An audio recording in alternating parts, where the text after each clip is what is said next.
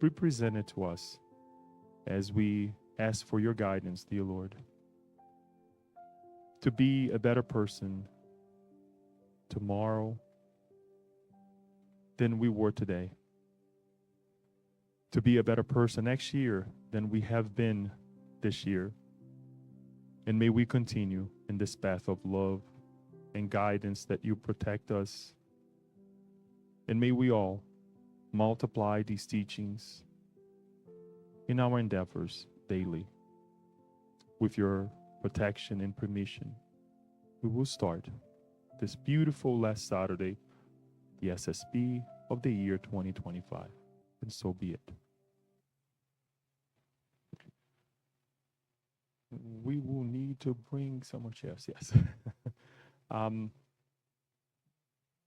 As we gather ourselves and prepare ourselves to sit down and do everything that we have to do, I would just like to say briefly that, as I was saying earlier, that this is the last Saturday of our at the SSP. You want to stand here so they can sit down?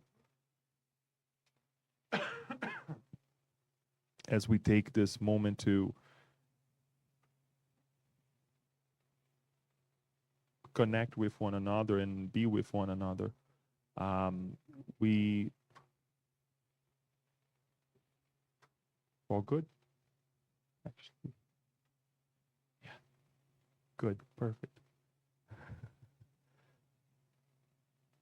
So we all would like to give thanks to one another and give thanks to Kirsten to bring this message entitled The Eternal Message of Christmas.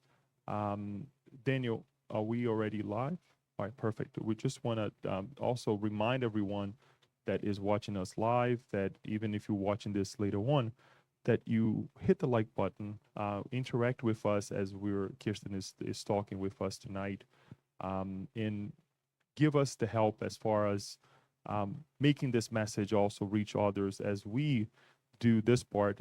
Also, the message will be multiplied online as well. With no further ado, we'll pass the word to Kirsten. Kirsten, please. Thank you, Leo.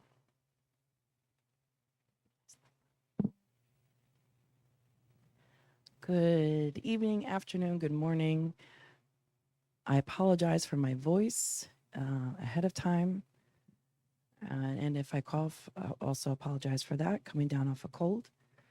And I know for sure. So for those of you who are online, you obviously cannot see the physical space that we are in. We are packed. Literally, we don't have seats. We're trying to get some real quick. And this makes me think of a time when, who knows who Chico Xavier is?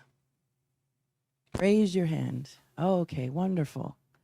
It reminds me of a time of Chico, and he had a meeting, and if you may not know, some of you may, some may not, where he had his meetings was generally a very humble, like house location.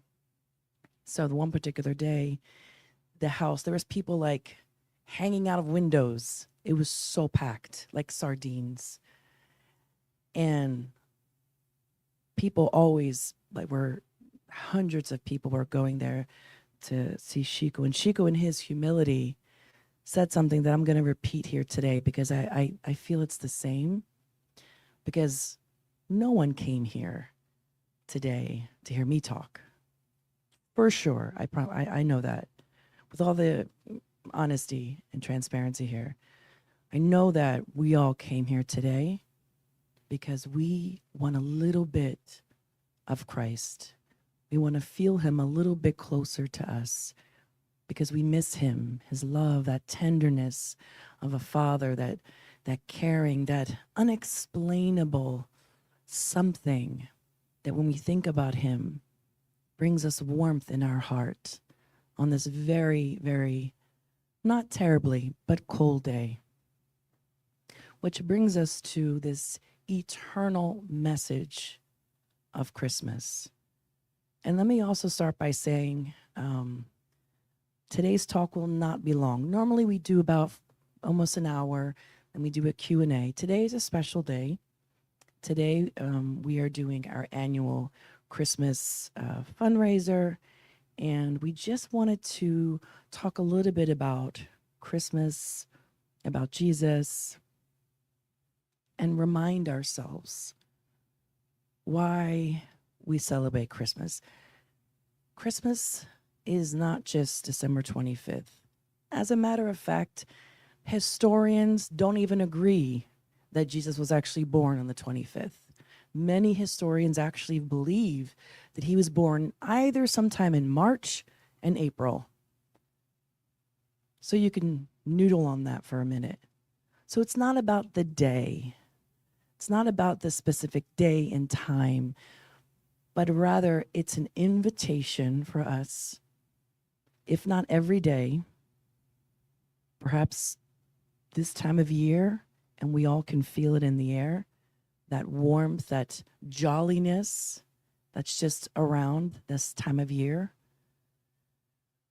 That is the message, that warmth, that kindness, that love. And today, our brief presentation, we're bringing quotes from the book that's not yet in English, called Antologia Mediúnica do Natal. I think that's the, hold on. Yep, okay, sorry. My editor forgot to put it here on the first screen, AKA Daniel. If you have not read that book, in English, it would be called something like The Anthology of Christmas. It's a book of poems and stories and messages. Fantastic.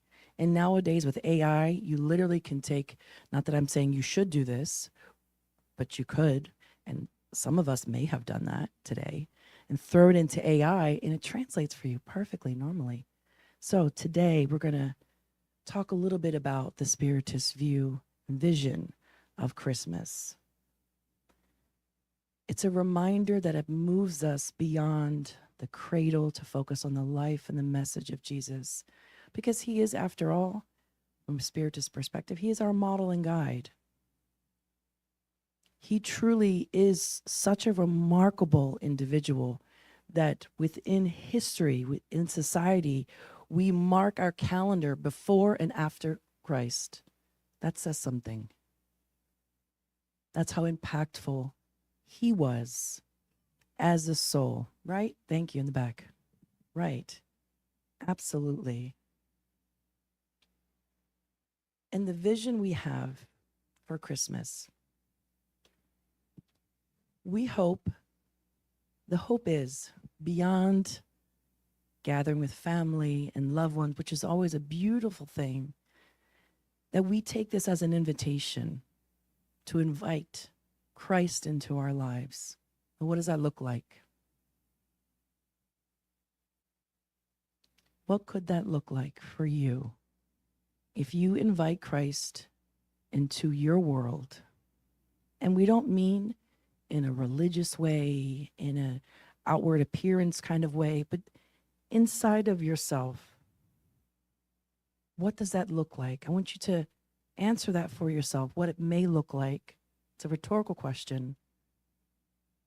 What would that look like?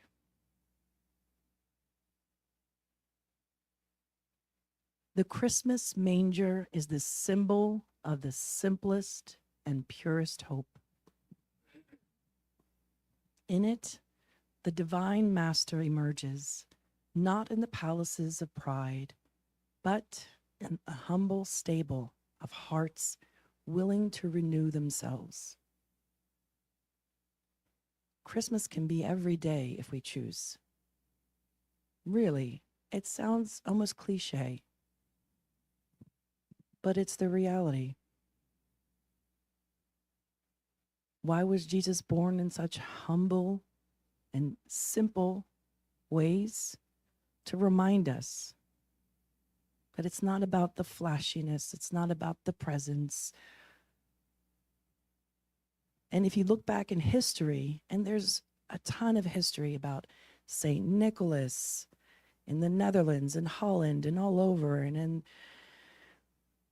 throughout history, and how Christmas came to be, and all of the financial gains But let us try to look at all the positive. That normally it's a time that we gather together, the ones that we love. And really it's a time for us to reflect as they share here.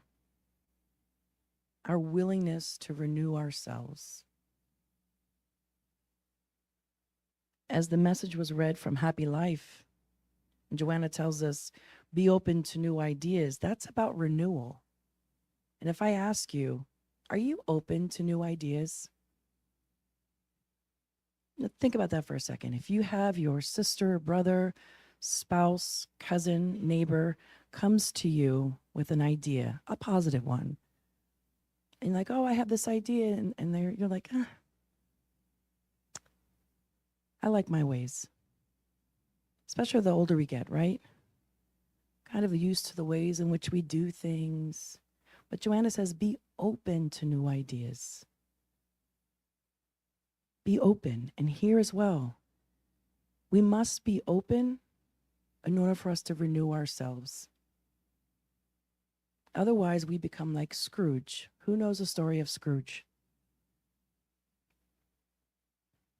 He was stuck. He was stuck in his ways. We don't want to be Scrooge. Although the beauty of the story of Scrooge that is told to us is a humanizing story, right? Because first we're like, oh, he's mean, he's awful, or like the Grinch. But all throughout the different stories we hear, the stories help us to humanize the Grinch, the Scrooges, for us to remember that we are all sons and daughters of God. And we all just need an opportunity to renew ourselves. And we can take it. And we can make that decision for ourselves. And it is about a rebirth in our hearts. It truly is about a rebirth. If you haven't thought about it today, think about it, or at all this year. Think about it now, especially now as we go into a new year. Think about this inner nativity. There's something to be said about the humility of the nativity scene, of the manger, of just the most simplest was born, and he was the greatest. It's hard to fathom sometimes. But here was Jesus, this great, perfect spirit, the Christ of this earth, came and made that decision to be born on this earth.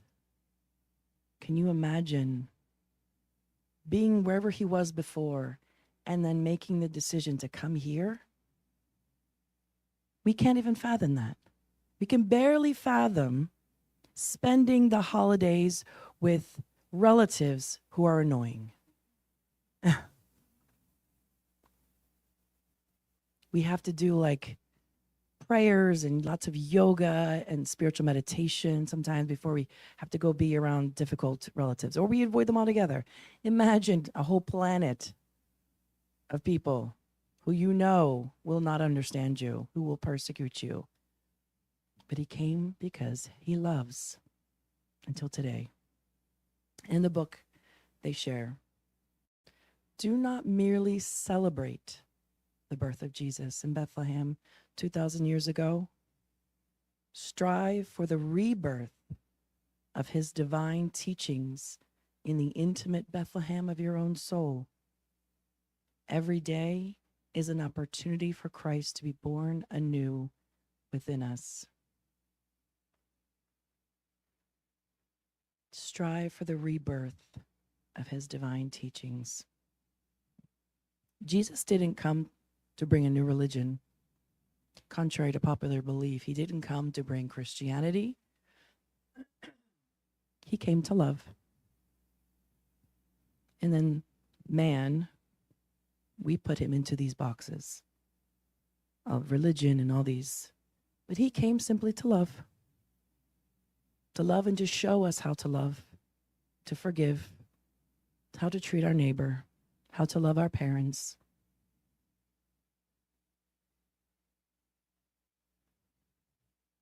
So it's an invitation again to not merely celebrate his birth,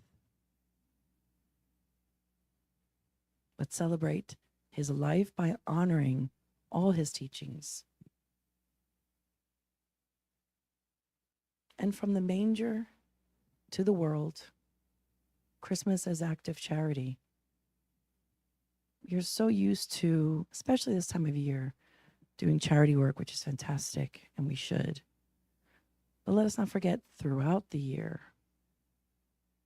And there is so much charity that needs to be done that does not involve any monetary funds whatsoever. There are lots who need hats, coats, socks, things that we've collected recently. But there are a plethora of beings in this world that are suffering from moral misery. So when we think of Jesus being born in the manger and what Christmas means to us, let us ask also how we can serve, how we can live our best life. And by the way, there is this thing where we talk about, I want to live my best life, YOLO, which I don't even know this thing. I don't think they say YOLO anymore. These kids these days, there's like 6, 7, I can't keep up anymore. There's so many new sayings. But the point is to live a life of purpose, to live a life where we are giving more than we are taking. It's truly fulfilling. Science research has proven that people that are givers, people that volunteer, that are charitable, are healthier, are happier people. There's a reason why Spiritism talks about this. And the best way to glorify. The best way to glorify the Christmas of the Lord is through the practice of good. The most beautiful hymn to the Nativity is the service to those who suffer, the word of comfort to the afflicted, and the patient understanding offered to those who err. The best way to glorify Christmas of the Lord, so the practice of good. We were at Walmart today, and there too was packed like sardines. Like, I've never seen so many people in one store location. Insane. And what happens when we put a bunch of human beings all together? Chaos. So I was praying. We were praying, oh God, please don't let, you see these videos on YouTube Shorts and people going crazy, fighting at Christmas time over who's getting the less Panettone. So I was praying because I was in this really long line and everybody looked really tired. And I was sitting there, praying like, oh, please, God, let nothing bad happen. And someone bumped into somebody else and I was like, oh no, here we go. But then I saw everybody was so nice. I thought, oh my God, that's so wonderful. I forgot people can be nice. They don't show that a lot online. People were so kind. It's like, oh no, you only have one thing. Go right ahead, go in front of me. 9 a.m. on a Saturday morning at Walmart, all your mothers and grandfathers are going there. And there was a bunch of young kids there, and I thought, oh no, this isn't going to be good. I was so happily surprised. These young kids were letting them go in front of them. Go ahead, go ahead. I mean, it was so much love in the air. I thought, how wonderful is this? It was really something to be seen. It was simple. It was nothing extravagant. Nobody made some huge gesture. It was small. It'll be forgotten about by tomorrow. But it was just that little bit of practicing goodness. We all could just do that all the time. There is something to be said about this time of year. The vibration in the world is different. We know that. The spirits tell us that. Because everyone, not everyone, let me go back, a lot of people are thinking about God and Jesus and love, and because it's this time of year. So that changes the psychosphere. So there is more love in the air, as they say. There is. This is a time in the year where the good spirits will use these opportunities to help those who need assistance. Imagine if we could be like this every day. So many more people can be helped. So let us think about this today, tomorrow, in 5 days from now, when old St. Nick comes down the chimney and leaves gifts. Let's think about how we can glorify the Christmas of the Lord by practicing good. All the good, and the Spirit's book tells us, reminds us, we are responsible to do all the good that is within our power to do. It sounds simple, but that's a lot. Because then you have to ask yourself, well, you have to analyze, well, what good can I do? I'm not rich, I don't have a lot of money, but there's lots of things we could do. Letting someone go in front of you at the grocery line. Letting someone, and Maryland is notorious, no one uses turn signals. It's a thing in Maryland. Well, I'm originally from Pennsylvania, so that's what we think of Marylanders. I don't know why. But let people go in front of you, even if they don't put the signal on, you know? Instead of, you know, the hand gesture that you should do is, God bless you, brother. That's the hand gesture we should do, not another one. So, the little things. The little things. And our words have power. My editor was just telling me today this story, and he was saying, oh, you know, one time Raul Teixeira was driving in a car, and he was in Germany. And, you know, there in their highways and byways, their speed limit doesn't exist, really. You can go like 70 to 100 miles an hour. So there was like a sports car that zoomed by him. He was like, whoa, this dude's going to end up on top of a tree. 5 minutes later, he's driving down the road, that same car.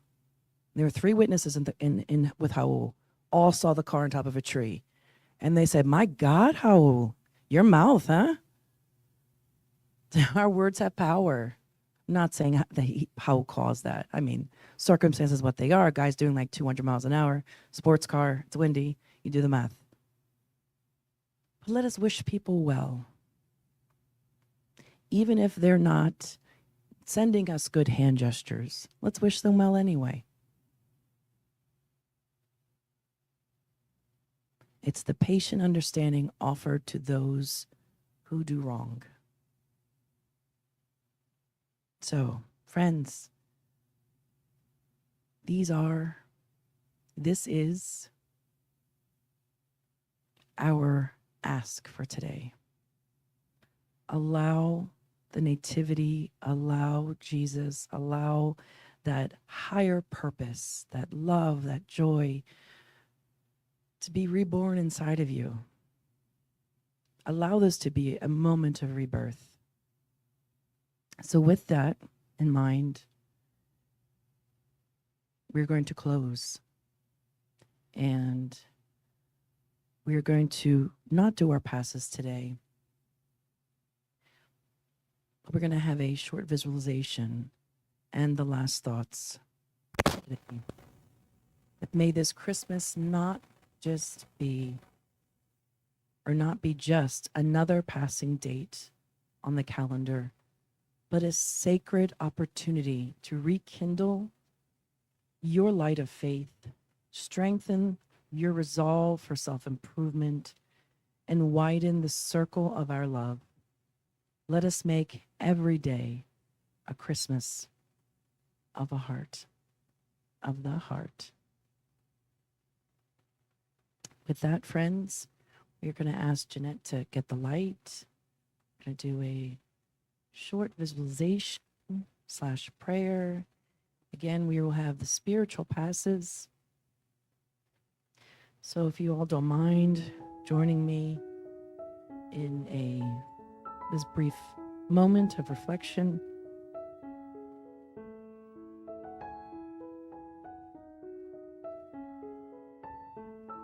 And we're going to be turning on the music, soft, gentle music.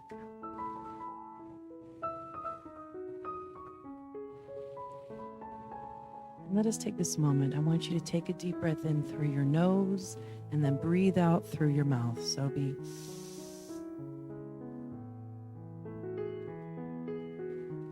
one more time with me.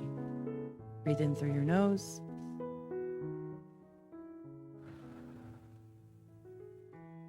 Just regulating our nervous system. Let us be present here in this moment. Let us focus our hearts and our minds on this divine Jesus, our spirit benefactors. And let us open up our hearts. Let us humbly be open to new and positive ideas, not just today, but every day. Dear God, dear Jesus, and our spirit guides, help each one of us today and always, those in both realms of life,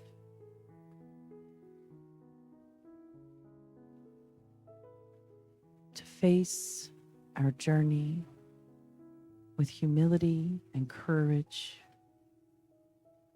with faith and joy. Let us feel these blessings from the great beyond shower over us in this shower of light and love, like a warm embrace as Jesus comes to remind us that he loves us still, forever and always. Allow us to feel this love. Allow our hearts and every cell of our body be filled with these loving vibrations. May our hearts be softened. May we be guided to forgive, to be indulgent.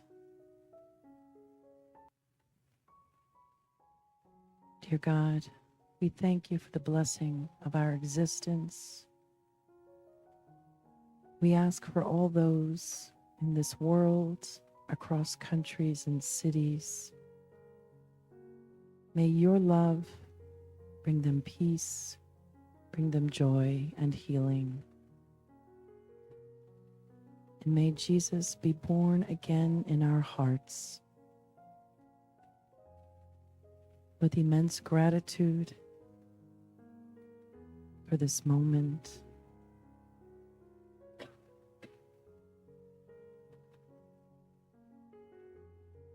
may we feel the blessings. We thank you, and so be it. Amen. Let us wait a moment as we receive the blessed water. And let us take this moment as we drink the water, drink it with intention, as this is a moment, a therapeutic moment for each one of us.